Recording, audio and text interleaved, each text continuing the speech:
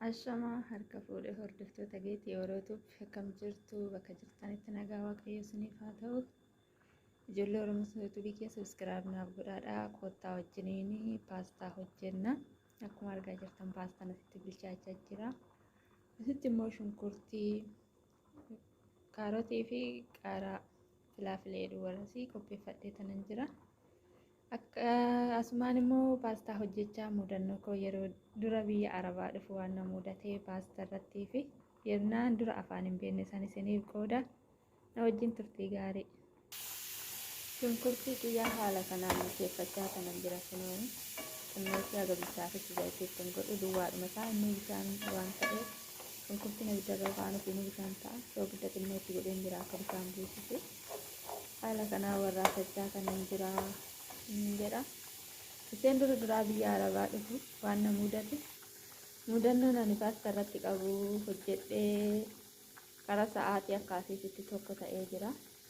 Akka biyya Arabaatitti sa'aatii torba akka biyya Itoophiyaatti sa'aatii torba akka biyya Arabaatitti tokko hojjedhee gara kushiinaa deebi'u madaamiin kiyya paastaa galgalaaf affeeltee qopheessitee fi nyaata galgalaa hojjechuu heddi ani immoo beela'ee deebi'e.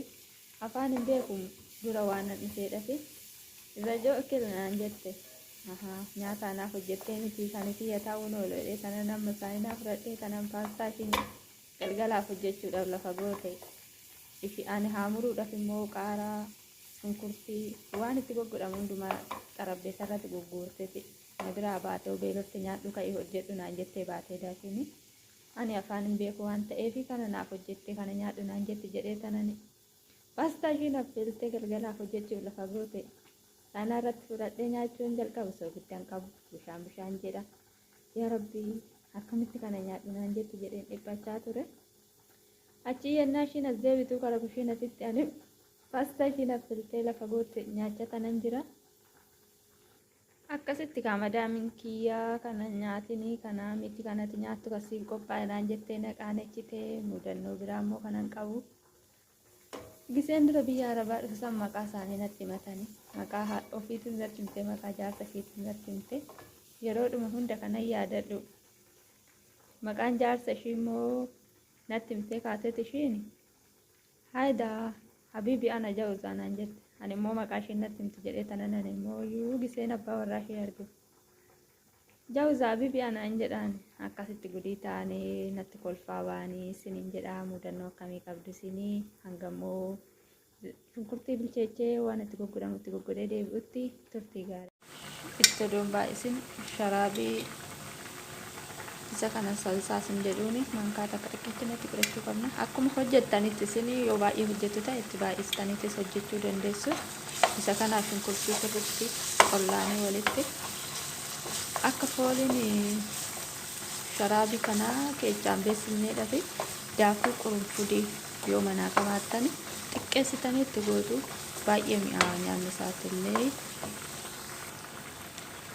kun waan ittiin baay'isu mankaa xiqqeessuu takka itti godhadha daakuu qurunfudii kuni baay'ee namatti tola fooliin isaa haala kanaan waliin erga kaanee booda immoo kaarotii fi qaaraa akkanatti qopheeffadhee kanatti yoona foon daakamaa wajjin isin hojjetu ani akkasitti hin jaaladhu gubaadhuma isaa akkanatti hojjetadha. Kanarra xumura irratti walitti deebinaa gisee paastaan itti naqamu nu wajjin tura. Keenya haala kanaan nu bilchaatee jira amma immoo paastaa itti garagalchinee nyaachuu bilchaatafe kottaa wajjinaa nyaannu isiniin jenna hordoftoota geetiitu hundumti keessanuu. Like, subscribe naaf godhaa warri viidiyoo kana laaltanii biraan bayinaadha isiniin jedha wal malee maal qabna ijoollee Oromoo amma kana waliin naanii nyaachuu bilchaatafe haala kanaan walii makee kun akkanatti bareedaa kottaa nyaannu isiniin jedha.